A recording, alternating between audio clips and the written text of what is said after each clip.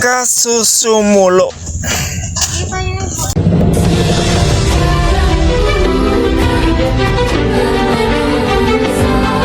Ora pulen, rasane semu rada pero. Sego wiwit sing tak rasake kok ngemu sasmita. Lumrahe binuntel roning jati aking. Rasa sedepe ilang, kasurung selak muluk. Jatine manungsa kang kantun nyadong.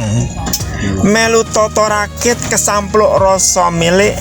Lali ndedonga rejep wayahe tandur.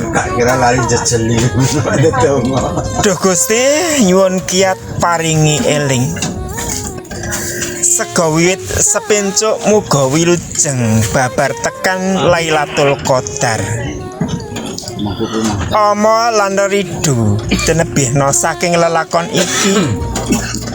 Ampak-ampak kali gawe niat awak nggayuh mulya ing tembe adohna saking ontran-ontran kadonya.